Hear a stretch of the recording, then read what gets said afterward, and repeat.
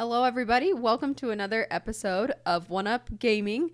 It has been a little while since we uploaded our last episode. We were very busy with the new year and the Christmas season, but we are super excited to be back today. Again, I'm your host, Akala, and I'm here with my co-host, Alejandro. We are super excited about today's topic. You could definitely say maybe we're a little behind on this, but I don't think that matters. We're super behind with everything. I mean, definitely talking about this on almost February, or actually February. It is behind, but we still want to talk about it because I think it's important, and I really wanted to do this conversation mostly with you today, so I'm excited for it. Okay, well, let's let everybody know what our topic is today. We are going to just be going over our list of games that we have completed. We have some questions for each other that we're going to answer about the games we played. And we're just going to kind of, go over what was the highlights, what were some of the low points of this year, what are games that we're going to want to play this next year that we may have not gotten to in 2024. So... yeah, I say let's just go for it. First big question I'm going to have you answer first is basically describe this year's experience playing games. So just tell me a little bit about, what the ups and downs, the goods, the bad, what you enjoyed, what. I personally think just because in general, I think this year's been the year that I played the most games in my life. It's been a very fulfilling experience. It's been very fun. I feel like I've discovered a lot of new genres or I feel like I started to like other things that I usually didn't like. Like, I know that I didn't complete this game, but for example, I think about Elden Ring, right? I started Elden Ring. I used to be very judgeful about what Elden Ring was and what it represented.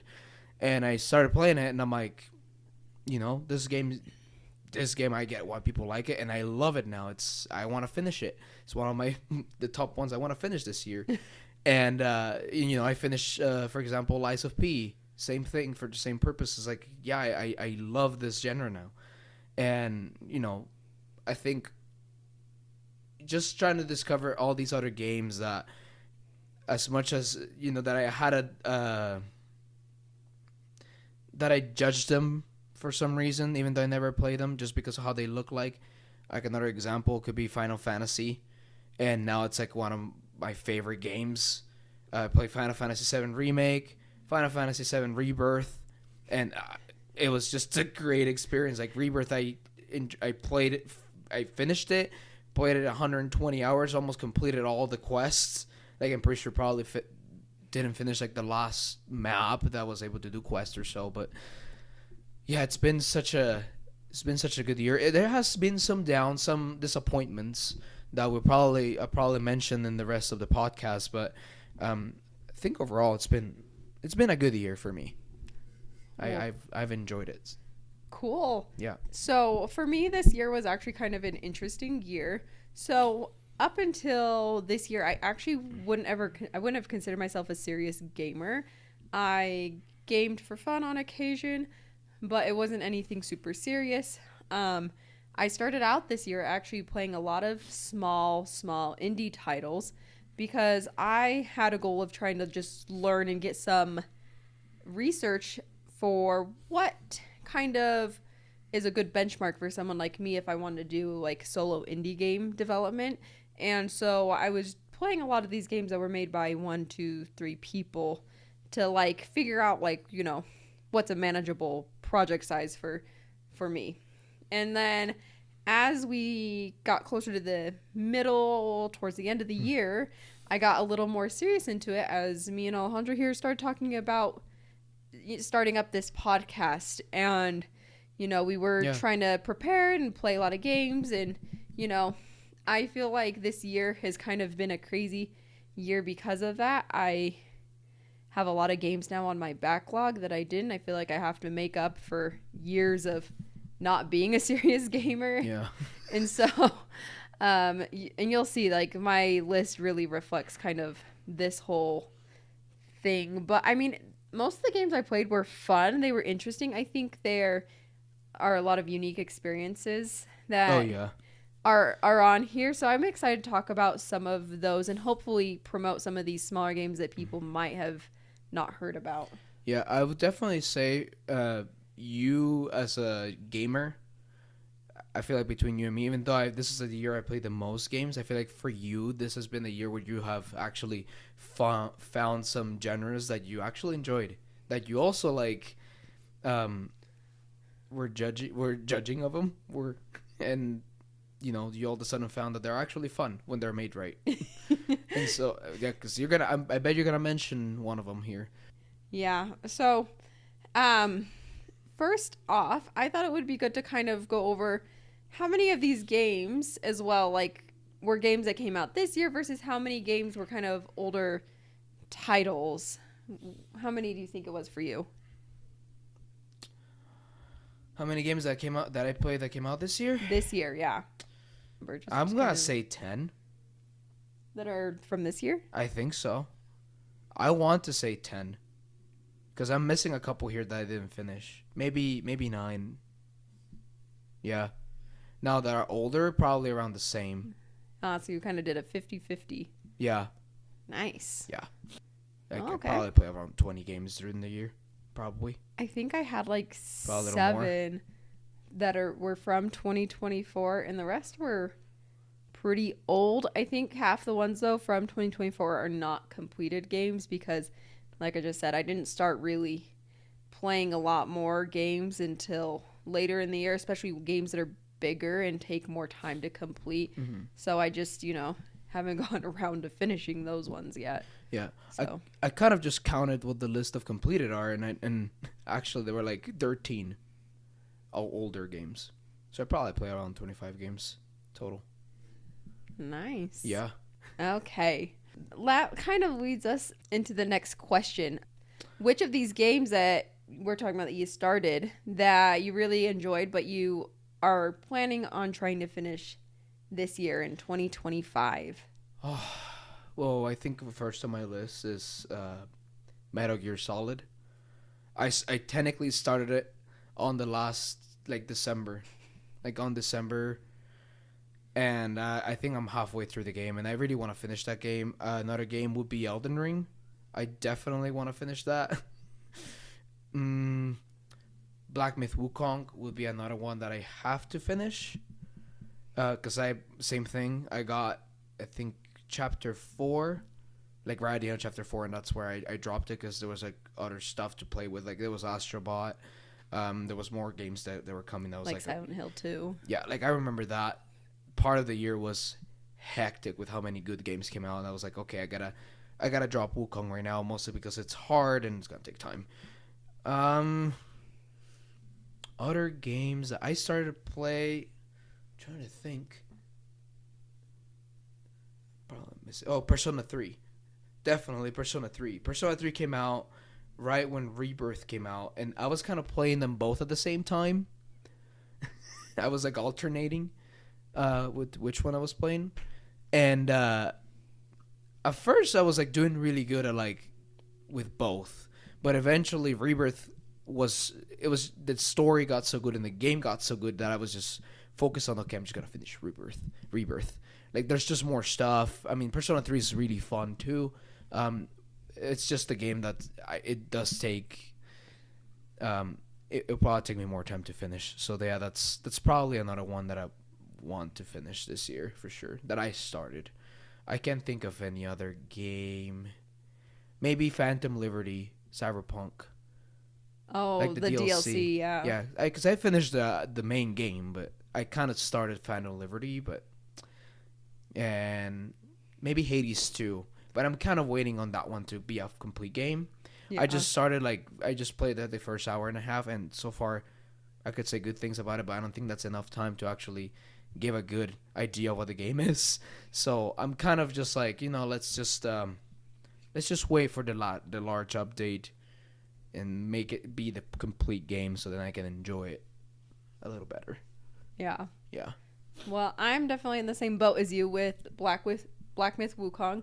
I barely got out of chapter 2, finally like the beginning of chapter 3. Got frustrated again and then immediately quit. So this one is like a long-term work in progress in my mind. Like it's to the point now where I can only go back every now and then, play maybe an hour or two, and then I'll get frustrated. I'll get stuck somewhere, bang my head against a wall, and then I'll leave and I'll come back, and then all of a sudden it'll just seem easy. Like that seems how that game is going for me. No, this is probably a good game too for you to play first because it's got that Souls-like vibe of like how hard it is, right? And boss rush. That I feel like I understand why you're taking your time. Like it makes sense. But it is really a good first game for you to start with, at least on the genre. Well, it's just it doesn't, because of the nature of it not having a lot of exploration involved. Yeah. Like that just makes it hard for me. Like I've played a couple of other games where there is more exploration in between, fighting and stuff like that. That makes it easier to stay longer. Yeah. But this game is just because it is so one right after the other. Oh yeah. It's you can't spend a lot of time on it. So that'll probably be a slow work in progress throughout this whole year. Hopefully I'll get done by the end. Who knows? It still might be on my list of things to do by 2026. Yeah, it might be actually more exciting now because they added more stuff to the game. Like they added a map. Yeah. And they added like a boss rush and stuff, a boss rush mode or something like that. So I feel like that'll be interesting to try as well. Yep. Yeah. I also was technically I did start Cyberpunk too. That's on my backlog of games to play. Yeah. My big issue is it's just such a big game that like I'm kind of like in a mindset right now of finishing some of my more shorter games I know I can get done and then, make my list feel shorter because it is absolutely massive right now. So there's that. Including the games coming out this year, which of course. Yeah. There's going to be plenty. Yeah, I started Dragon Age last year as well. Now this one, we'll see. It's a work in progress too. I may just end up deciding it's not worth my time. I do feel like though, because I spent the $60 on this game, I have to finish it. Like I just have to see it through to the end, even if it's not my favorite, even if it's not like the most fun, exciting game. But I don't know. There's just this itch that I need to scratch and just get it done so I can feel like it's over. Like it just is like hanging over my shoulder going, yeah, you haven't put enough hours into this, and so that's there as well. Not necessarily because I love it. It's just I've got to scratch that itch. It won't go away if I don't. Mm-hmm. Yeah. So. I forgot to mention a couple more games. I think it's interesting. You didn't mention them either. Baldur's Gate 3. That's a lifetime work in progress, dude. Seriously. It's like even if we finish it the first time, it's like I gotta do it again. In the half of the year, we were like, our goal is to finish this by the end of the year, so we can have the episode, a whole full episode about Baldur's Gate 3. And guess what? When we thought we were done, there's still crap to do. So it's a work in progress. We have our, we're playing a co-op too, so it's kind of like, if we're both not here in the mood to play it, then it's like it's not being played. So yeah, next question. Were there any games you started and don't plan on finishing? Oh yeah, the secondary one. Yeah.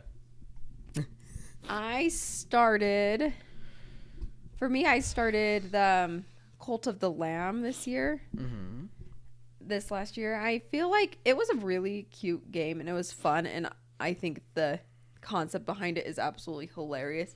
You're a sweet innocent little lamb and you're literally like building your cult and you have to take care of them, and if you're not taking care of them, they revolt and rebel against you, and you can sacrifice. It's just hilarious. And then you have obviously like the I'm forgetting the name of the genre, like Hades, where you go out and you dungeon and do all the dungeons and stuff. But I don't know, like I don't think I really have an easy time with those games, especially because you have to start over and over again. Like I eventually just get tired of that repetitiveness, and plus the repetitiveness of like maintaining your little cult to your little town. Like the tasks are pretty simple, so it's not like it's. I don't. I'm assuming it's not like Stardew Valley where like you can do like a plethora of things. Mm-hmm. It's pretty small. So I loved it. I enjoyed it, but it's definitely not one that I will ever say, yeah, I finished the whole thing. It's just gonna, Yeah. you know, be one of those. Well, I can mention mine right now. Okay. I think I just have one really. Oh no, I remember the other one. I have one, just Dragon Age the Veilguard. You played like 1 hour. No, I play like I play like 2-3 hours. 3 is really pushing that number. Yeah, I just can't handle it. Oh come on, your character looked like Farquaad. That's true. Nothing's better than that. I just don't like how I cannot just be myself in the game. Like I'm forced to be a certain person. Yeah. Does that make sense? Like mostly with the nature of what the game is. Like I feel like I'm answering. I feel like they're making me make choices, but they just mean nothing. They just take you to the same place anyway. So I feel like at that point, just make a linear game. Like just make it linear. Does that make sense? Like just make it so like just take away the factor of me making a choice. It's already redundant. Like you're just gonna take me to the same place anyway. And maybe there is some couple of decisions that I'm missing that there are probably major choices, but they're probably like minimal the amount of major choices that you can make in the game, because every time they talk to you and you have to answer them, I feel like the only thing that it does is like, oh, this person approval went down, this person's approval went up, and it's like what if I don't want anyone's approval to be up? Like what if I want all of them to be high? I mean, I just, and also the characters also, like just by playing it 3 hours, I kind of felt like, oh my gosh, this is I'm not gonna be able to play this. Mostly, like I said, the nature of the game, an RPG. I feel like if it's an RPG and it's fantasy, you gotta make your characters well written, I think. So there's my rant about Dragon Age. Yes, I noticed. Well, okay, so the other one I just remembered was Flintlock. So this was one that I played because it was free on Game Pass, and so I felt like, no harm, no foul. I'm already paying for the subscription, so I might as well try out this game, especially since it was supposed to be new, I think, in 2024, right? Yeah. It came out that year, and it was fine. It was kind of Souls-like too, I think, is what they kind of said. But I got to a point where I thought I reached the end of the game, and then I realized I was probably only the halfway point, and I was like, I can't handle any more of this, so I don't plan on going back. It was fine. I don't think it was that bad. I feel like a lot of comments of people were saying like, oh, there's so much DEI in it. I mean, I didn't see that much of that kind of stuff in the game. I mean, maybe it appears later more prevalently in the latter half of the game, but it's just one of those things. I've got so many other games that are supposed to be, top quality that are on my list and things I want to play. It's just there's no time to play a semi-mediocre game is basically the point. Yeah. So, anyways, so along these lines of like games that were kind of disappointing, what games did you actually finish that they were kind of bland, or they like didn't live up to expectations, or kind of like almost to the point like maybe you wished you hadn't played them, like you wished you could have spent your time somewhere else? I mean, I do have a couple. Yeah, I know. We'll say my first one will be Hellblade. I was very disappointed with the game. I just felt like gameplay wasn't. I mean, at the end of the day, it is what it is, right? I feel like it's just an opinion. I really thought the ideas were cool, like in the first hour or two of the game, but I just felt like it just kept. The game was just a little too long for what they're trying to present to me and trying to show me. That I'm like, there's just nothing new. The puzzles are all the same. And I understand. Like at first, it's like, oh, this is cool, but if you do that for 10 hours, that's just too much of the Yeah. same thing. It just feels repetitive, and the story didn't. I mean, I'll be honest. The voices, that was pretty cool hearing the voices, but I just felt like the story wasn't as good as I thought it was gonna be. I guess it didn't live up to the expectations that I was thinking of what I've heard from people. So Hellblade will be there, and my other one will be my the Plucky Squire, which is a very disappointing game because I was expecting it to be better than what it was. Yes, and we do have a whole episode where we talk about that game. Yeah, I'm probably not gonna get much into details. Just go watch the episode if you feel free to do that. It's just, and Wasn't the game for you? it wasn't a game. I thought it was a game for me, and then it was just a game that was just trying to do too much to please me. That it didn't please me at all. Yeah. No, I totally agree with you there. I think I like Plucky Squire isn't one I would say I wish I hadn't played it, but it definitely was disappointing. Like you said, like it just to me didn't do the things that I wish it had done to the extent it should have, and it tried doing too many things, like you said, that were unnecessary. Yeah. Another game that I did play that I'm kind of like wishing I just had just not bothered with is a little game called Return to Grace. So this is an indie title. I don't remember what year it came out. It could have been 24, but it might have been 23 or 22. All I know is last year it was put on the Game Pass. So that's why I played this game as well. And it's basically about this person who goes off to this specific planet to find Grace, which is the name of this AI being who almost kind of turns into like a godlike thing. But it was like it's kind of interesting, the premise of the game, because the idea is that this AI, it shut down, it turned off, it became, no longer existent. And this is like years and years and years after. So it's like super, super futuristic, but it's like AI did exist. It was kind of like powering and doing everything. And then people go back to not being AI. And basically you're the character searching for this AI, right? Mm-hmm. For Grace. Yeah. And the premise is interesting, but the gameplay is just so boring. You just walk around this facility basically, and that's the whole thing. It's like a walking simulator, kind of like Hellblade, but not as fancy graphics. Like the graphics are just subpar. I mean, you do a little bit of like, platforming and puzzle solving, but they're all pretty simplistic.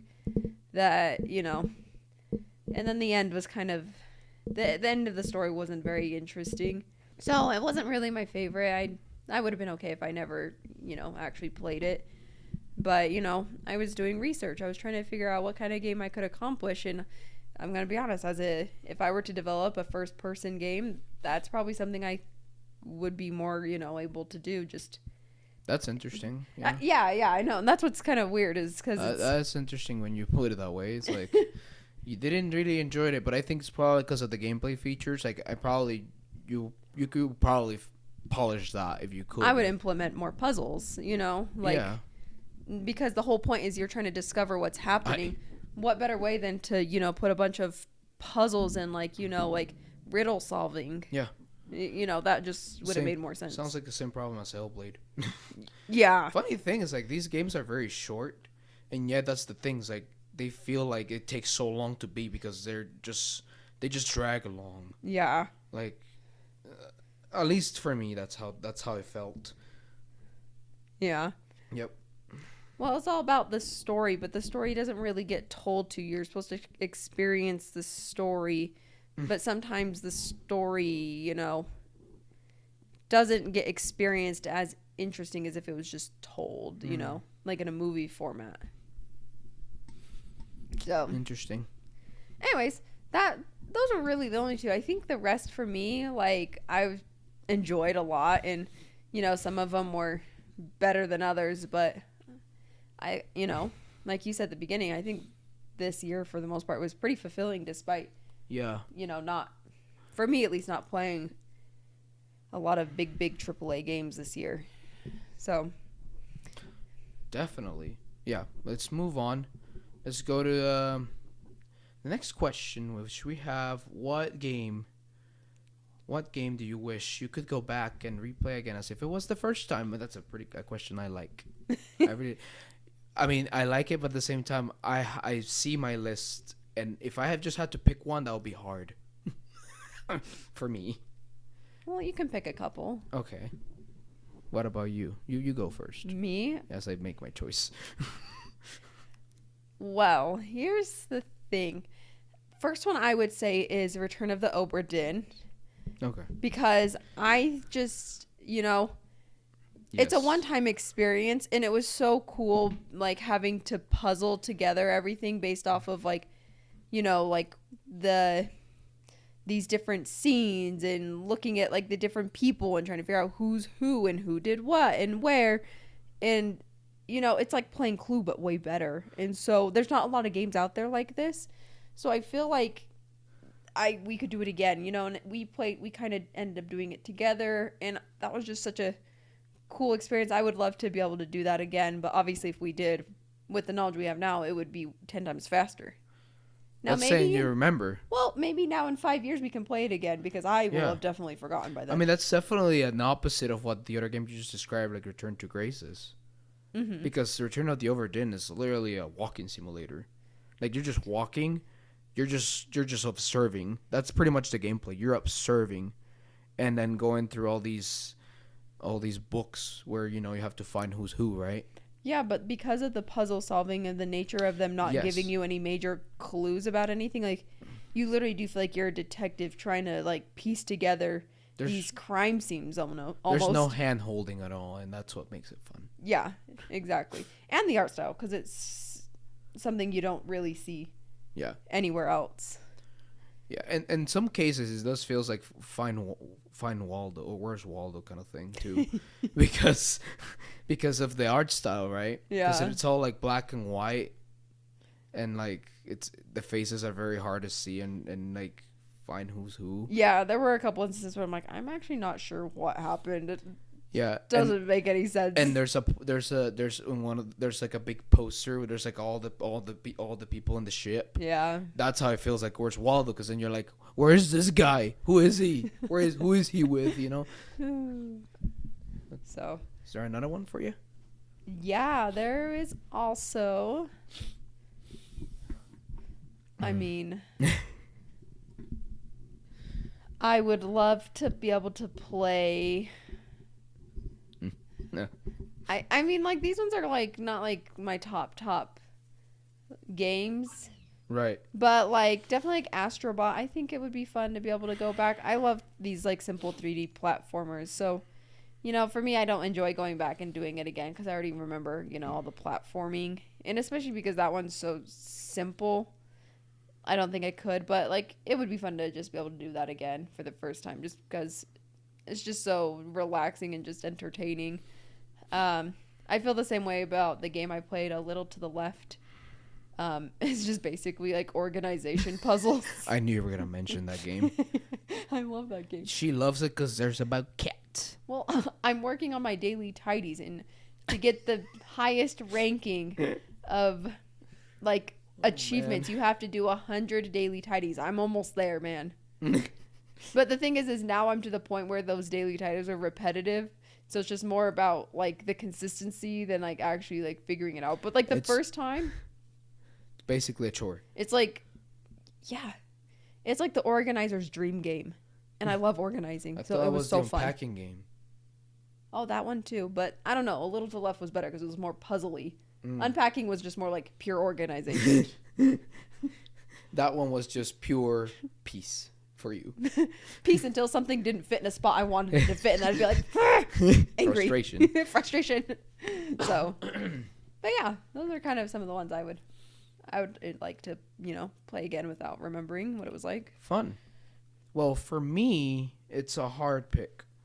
I do have, you mentioned 3. thankfully you already talked about one of them. I was gonna say Return of the Overdin as one of them, but that's out of the. Yeah. I'm not gonna talk about it.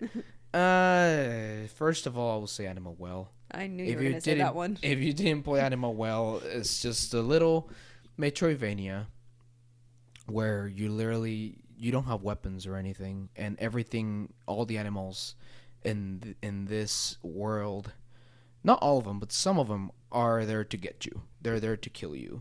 You know, the whole world is hostile for you, and all you gotta do, basically, all the puzzles in this game revolve into moving around the platforms, finding Easter eggs.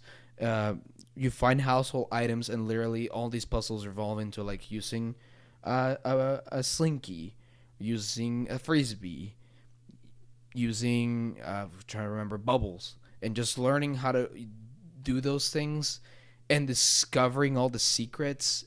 Just thinking about going back, I'm like pure joy, pure gaming. This is cinema. Like, this is amazing. For me, of course. And there's no hand holding at all, just like Return of the Overdin. It's like you're basically all discovering just by yourself. So that's for Animal Well. My other game I would love to play again, as if it was the first time, would be this might sound interesting for you, but I want to play Metaphor again. Like, for the first time. Not for like not like I already played it. I'm probably not gonna touch it. But you know, if I had to play for if I haven't played it and I want to play for the first time, I would be like Metaphor, because I feel like all the things that game has, just enjoying them again for the first time, seeing all the different plot twists that you see through the story. I don't know, it's just mind blowing to me. I had a feeling you were going to say Metaphor. Yeah. I thought about it, I'm going to be honest, briefly, but then I was like, I don't know. With the knowledge I have now about that game, I don't think I could realistically, like, reset my mind and decide to play it again. True. Like, that's like just a one-time experience in my mind. You know, I like, agree. One and done. I don't need, you know, that experience again. It wasn't, like, it was an amazing game, but it's not, like, one of those experiences where it's like, man, like, I missed something, you know? Like, that's how I feel like on some of those games that you need to replay. You're like, that is true. No, that's true. I do agree with that. But I guess I'm just mainly in the mindset of like, I have never played this game. Oh, I'm looking at the trailer. This looks interesting. I will play it again. Yeah. You know, like I would literally play this again to see what happens. Yeah. In the story. And yes, it's just the gameplay. Of course, just play the one time and get it done with. And I think another one I was gonna mention was Lies of P. I think Lies of P, the story is so good. I just really love how they talk about what it means to be human, and just the world as well, of the world of Krat, which is the way that's designed. It's pretty cool. Like, the art design of this game is cool. The gameplay, it's amazing. This is what introduced me into the Souls-like genre as well. And it's a game that I could go back and play again. Guaranteed. Play with different weapons. Just try different builds. I think this is like a game that I definitely 100% would love to experience again. But that's not necessarily be for the first time. That's more just you would like to just play it. Yeah. Again. Yeah. Sadly, with different style or like. Yeah, I probably don't have the time for it, but you know, I would really love to enjoy that game again, because and the music too is so good. Yeah. The environment in this game is so good. Well, awesome. I came up with this next question mostly because there were a couple games I personally thought were worth mentioning or talking about, because they're not necessarily something I would normally, you know, talk to, and I felt like these games deserve some time. So the question is, which game or games were intriguing or interesting? Basically, like, did they do anything that you haven't seen before, or like, you know, what makes, like, is there something about them that makes him, you know, different than most of the games that you see, if that makes sense? Like, that's why, or like unique, like there's something kind of unique about them. Do you feel like you even played a game like that? I mean, I feel like Echoes of Wisdom kind of did that. Even though it has a Tears of the Kingdom vibe. Mm-hmm. But I feel like it just did it differently. That it was, it was interesting at first when I saw it. That made me want to play it. Does that make sense? Yeah. And I'd probably say the next one, surprisingly enough, we're talking about intriguing. Not doesn't mean it's good.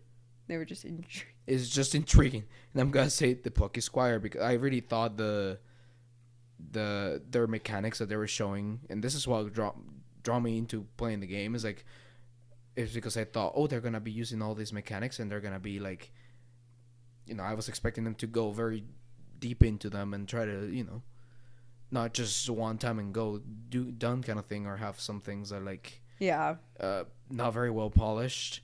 But I thought the game was interesting at first, for sure. Yeah. That's a fair one to put on there. I definitely agree with that. I wouldn't recommend this to anyone. Maybe to a little kid. I wouldn't recommend this to anyone older than 10 years old. Yeah. And then the other one I mentioned, Echoes of Wisdom, I would recommend to anyone that loves Zelda or anyone that hasn't played Zelda. Definitely. Nice. Yep. Well, for me, one of the more interesting games that I played this year. You definitely played more games that are like more weird. No, I know. I play more AAA stuff. I want to talk about them because I think a couple of them are kind of interesting. So one is called Distraint. So basically, it's been a while. I think you're like a tax collector, if I remember right.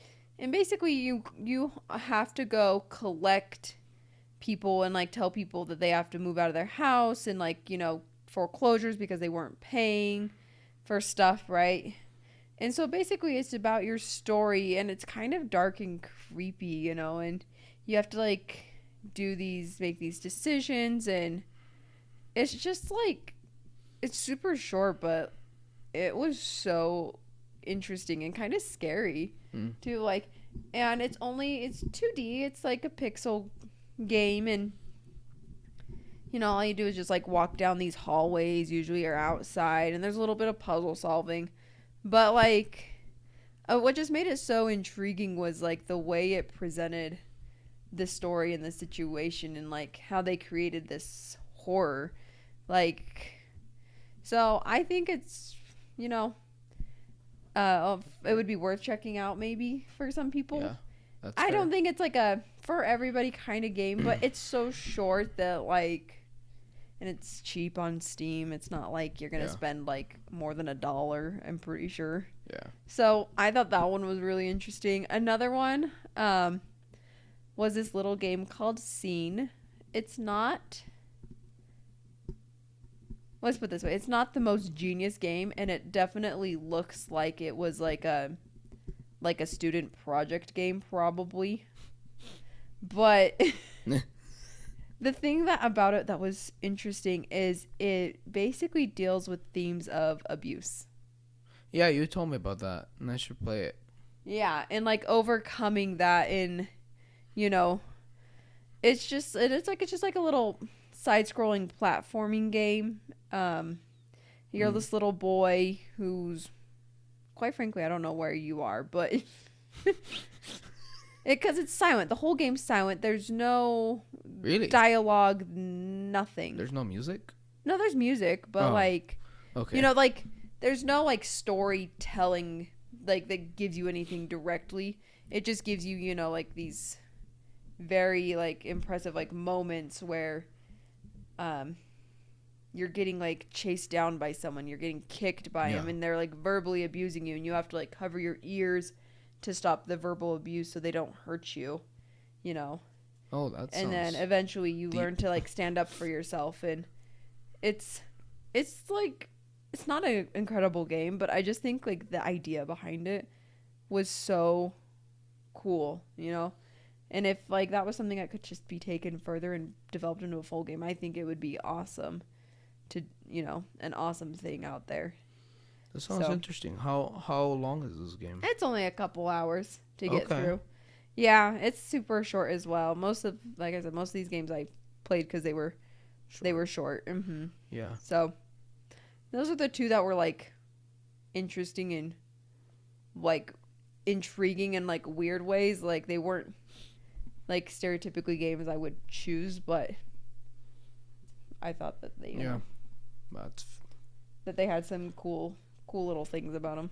I mean, you got me there. I'm probably gonna try it out.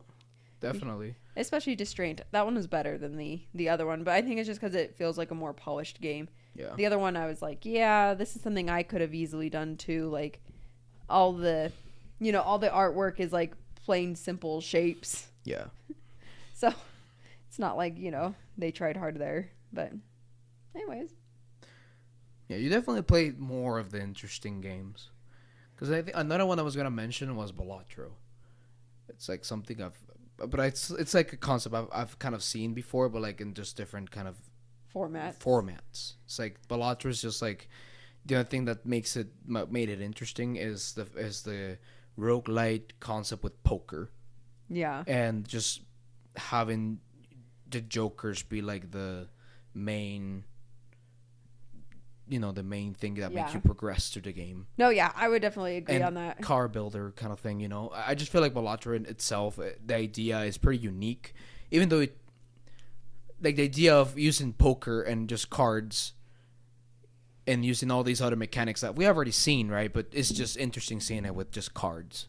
Well, it's interesting because he takes all these common things that you've seen before, common game mechanics, a very common gambling game, and he puts it into like this incredible experience. And I would definitely say that takes the cake when it comes to like the question, right? It is very intriguing and interesting, and it's got a really cool mechanics and concepts, and he just nails it. Well, I mean, I definitely started the game and I was like, I was like, ooh, what am I gonna expect from this, because it's like it just looks like normal cards, and then you play it and it's like, oh my gosh, this is amazing. Yeah. Like I'm full in. Yeah, no, that one. Yeah. That one for me is like one of the top games I played during this year. Yeah. For sure. So with that in mind, we're going to finish up talking about which games we thought were the best. Now, I know that you probably have a lot, so let's keep it to a minimum of a couple.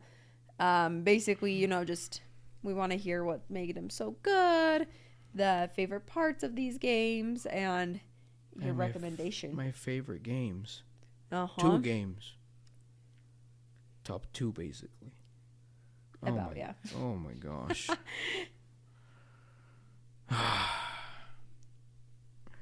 I mean, I'm gonna be honest. For me, it's gonna suck. I'm just full of JRPG here, but I'm gonna go with Metaphor and Final Fantasy VII Rebirth because, I mean, just my hours playing it said itself. I spent 120 hours on each of these games. Like I spend most of my time playing these 2 games, so I think it's logical to say that these are my favorite games of the year. If they were my favorite, I would have dropped them. Yeah, for sure. And I'm not saying Wukong is not one of my favorites. It is one of my favorites. But I definitely, what I loved about Metaphor, I will say it's my top. I mean, do I have to explain what Metaphor is? Probably. No. Okay. Well, like, Metaphor, like, my favorite part was just how it worked, how it took the persona, the ideas that Persona brings, and I feel like it just expanded it in at least the gameplay aspect, where before you were able to you combine your personas before and you made a new one, and basically that's what the archetypes are in this game. But in Persona, it's just for the protagonist. In this game, you do it for every single character, and you can just personalize all of them, however you want. Yeah. Like you can make them. Like I could make Stroll be the healer if I wanted to. Does that make sense? No, it doesn't. But I could. I just really loved how I can freely choose what my team looks like and the builds I can do with it. I really love the story, how compelling and how good how it was told, and just the messages that are in this amazing gameplay experience. And then for Final Fantasy VII Rebirth, what I really love about just the two remakes in general is, number one, the combat. I really think the combat of mixing turn-based with action, it's like so good, and the way that they did it is it's polished. It doesn't feel janky. You feel like even when you're in turn-based mode, you feel like, oh my gosh, I gotta make a choice now. Like, you feel the action still, and the characters are so good, well written. I don't know. I mean, I would say the only aspect of Rebirth that I didn't enjoy as well was just the open world, how it was handled. It's pretty much just like checklist kind of open world. But what made it for me was just that combat and the characters and some of the little missions, like the little mini games, you know? Mm-hmm. Like, can we talk about Queen's Blood? Like, you loved Queen's Blood. You didn't even play the game, but you just helped me play Queen's Blood because you just wanted to be part of it. You know? It's like, Queen's Blood is amazing. I still think that should just be its own mobile game. That could fight with Balatro in my mobile. I would buy it and I would play the crap out of that game because I just think it's so good. Yeah. The strategy. Oh yeah. And you know, there's just like weird minigames too, like the Chocobo racing. Like if it's Mario Kart, there's, I don't know. There's just this game is so big and it was so fun for me, and just barely getting into this world, that just made it so fun and one of the my best experiences this year for sure. So that's I recommend both of them to people. Probably Metaphor might be the hardest one to recommend because I feel like that one's the anime vibe. Some people don't like it, and I understand, and the gameplay. But I do recommend people to at least get exposed to see what Metaphor is about. Yeah, it's a game I think everyone should play.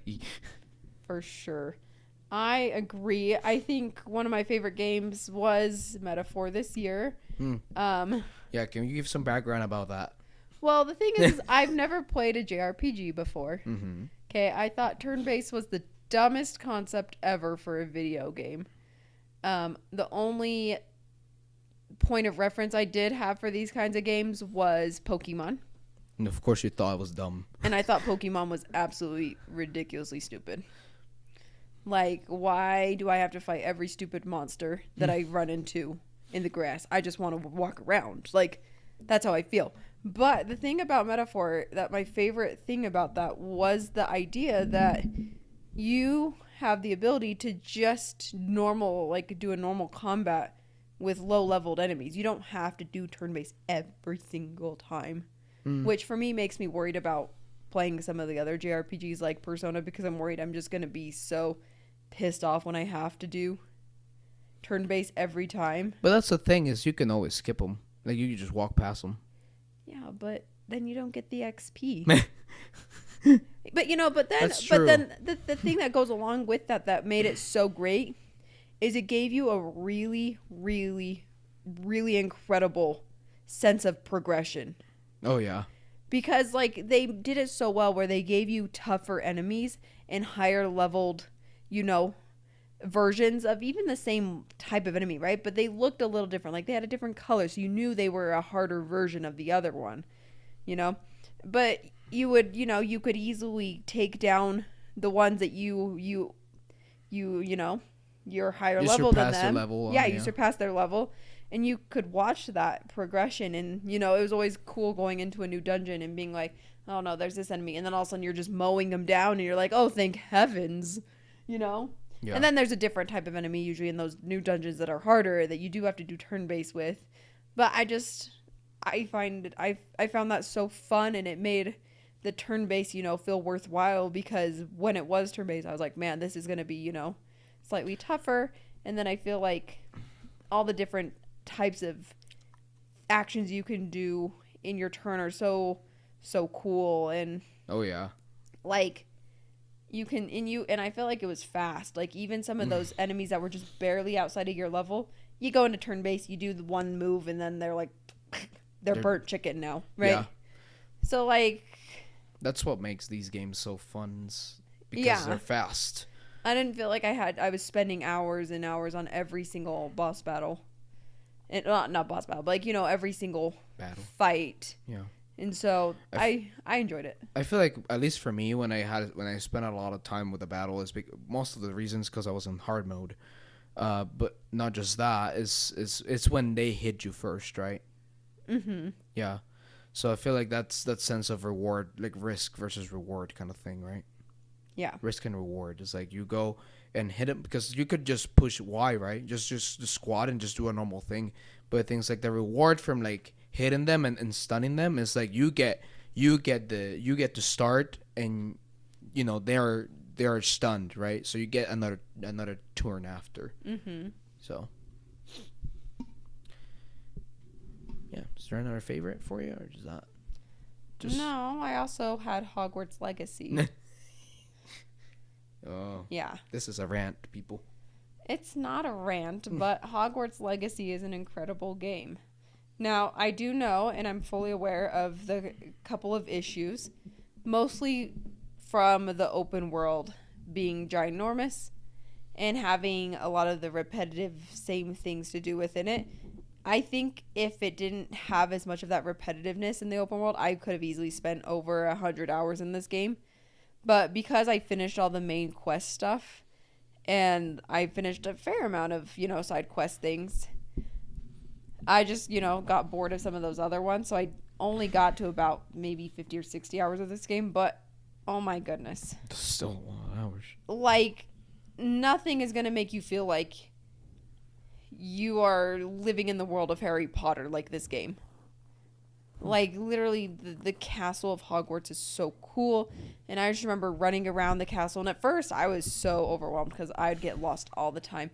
But then, like, as I played more, like, I'd find all these nook and crannies. And, like, as you progressed, you could open up new doors because you now had Alohomora. And you could actually unlock things. And, it was just so fun. And then you could, fly on your broomstick. And then the combat was, like, I thought was fun because sometimes for me, having to aim is the worst feeling ever. So, I mean, I probably hardcore gamers were probably going to think that it's a wussy thing to have where it automatically targets, the whoever you're kind of looking towards or looking at, right? Yeah. But for me, it made it so fun because then I could just focus 100% on, like, casting all my different spells and, using Expelliarmus and, like, just being able to, like, throw fire at people, and then if I wanted to, I could learn the curses, which I think that's cool. Like, I'm so glad they gave players the opportunity to learn the unforgivable curses because, they could have easily just said, nope, you're going to be a good wizard. You're going to be a good witch. But then you're Dragon Age the Velguard if you do that. Exactly. But no, you could actually choose to, like, be bad. You can learn to kill.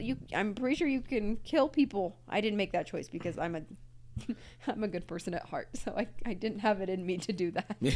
But, like, I don't know. Baldur's Gate 3 will beg to differ. Yeah, I don't know, but these are my classmates, man. Yeah, like, I mean, we're all teenagers. Yeah. So, and I think the story, like, they did a good job of that too, and it doesn't, like, ruin anything from any of the other, like, Harry Potter stories. So that's nice, and it's just like its own thing. But I feel like they just respected the material, so much, and I, just a fan of the books and the movies, just, adored this game. And honestly, I would love to go back and play it again. I probably should, as a different house. Slytherin, yeah.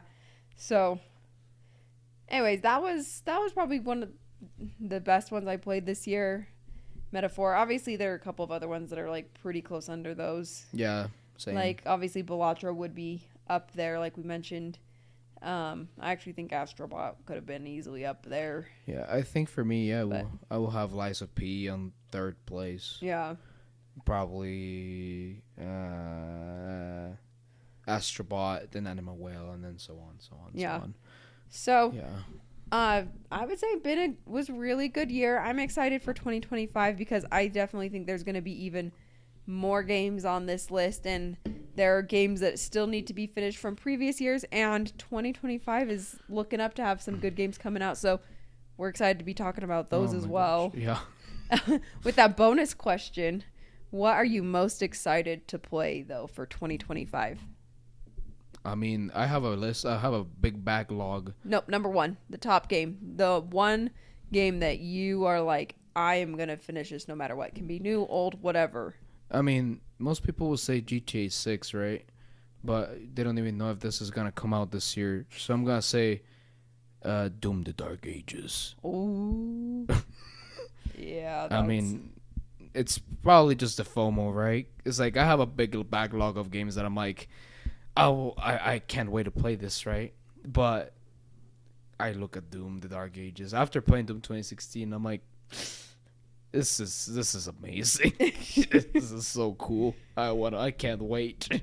Oh my god. I'm like, I have that date marked as like this date, unless I have work or anything else. But I'm like, this date, if I have nothing to do, that's what I'm doing. I'm jumping into Doom the Dark Ages, and I'm gonna finish that as fast as I'm gonna enjoy that game. That game just seems so good. What about you? Just one game. Oh man, she pulled up the list. I had to pull up my list. I had to double check to make sure there wasn't something that was more pressing on my list. Yeah, I mean, okay, this is hard. Yes, it is hard. I've got two that I know. Just one. You just told me just one, so just one for you too. But I made the rule, so I can break it. Excuse me. Well, here's the deal: is I'm looking forward to Doom: The Dark Ages as well. Like, so far out of everything we've seen, like sneak peeks and previews for, that's the one that every time I go, man, that looks incredible. But there's one on my backlog too, though, that I have just heard so many good things about that I'm like, I just need to do it this year. I need to finally sit down and play this game, and that's Outer Wilds. Oh, That's the other one. And that's why, because it's Fair. a more indie game and it's a little bit of a shorter game.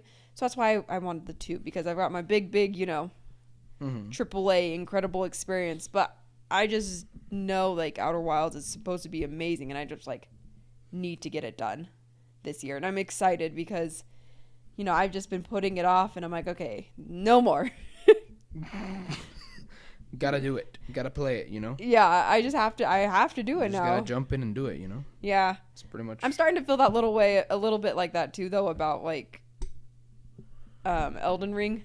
We keep watching too many YouTube videos, and I keep saying, oh, Elden Ring's the best. I'm like, oh my gosh, like, this is a game I didn't think was going to be good, but I'm starting to think I need to just sit down and play it now. Like, to either prove to myself that I hate it, or be proven wrong and be like, oh, wow, yeah, this is like... I think it's a game that you might not probably enjoy yourself, but I think you will be able to see that why is it praised. Game of the century. I mean, a lot of people think it's like a game. Yeah, I mean, it's...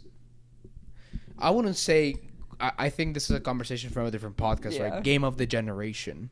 Ah. Like... It's really hard to think, right? Because it's like you have Elden Ring, which is amazing, but then you have Baldur's Gate 3, as a contender for that too. Yeah. And depending on when Witcher 4 comes out, if it's as good as Witcher 3, which Witcher 3 was considered the game of the last generation, like the best game of the last generation. Yeah. I mean, yeah, there's just, I think I agree with Elden Ring. It's so good. Yeah, I know. Just think about like, I think you will see why. It's like just think about Breath of the Wild. It's just more hostile. It's just it's just more hostile. But like exploration is like Breath of the Wild. You just jump into a world where you just explore by yourself. Yeah. And that's why I think most people love it. I just worry that like because it's more focused on the combat stuff though. Like the thing I loved about Breath of the Wild and like Tears of the Kingdom is being able to go do those shrines and do all the puzzle stuff. Like that was the fun part to me. Yeah. But I think you'll be able to appreciate what I'm saying because of the scope, right? Because Yeah. what you're saying is mostly focused on the combat, and that's the thing is the scope is focused on the combat feeling good and like you're progressing. I really felt I really thought like in Elden Ring. I know we're not ranting about it, but like I really thought like at first, and I think this is for everyone. Probably everyone's experience was this way. Like the first when you're in Limgrave, like the first part of the map is probably the part where it's harder because you're just grinding to get get past that wall, which is what's his name, Margith or something like that. You're just trying to get past that wall and you just can't for a little bit of a while, and you just feel like you just can't. But then after that, I feel like you just feel the progression. Yeah. And you just feel satisfied by that. It's so cool. The game's so cool. So yeah. Yeah. So there you have it, guys. There's our kind of year in review. We'll probably link our actual lists so you can see all the games we did play in the comments. Okay, so if you want to check that out, go ahead. We're super excited for 2025. There's obviously a lot of good games coming out, and we do plan on trying to talk and cover a lot of those the best of our ability. And so yeah, make sure to follow us, subscribe, give us a good rating, a thumbs up. So let us know in the comments too, what were your favorite games from this year that you played. We would like to know what do you guys think. Do you agree with us too, or do you think we're dumb? We'd just like to know, right? Anyway, we'll see you guys next time.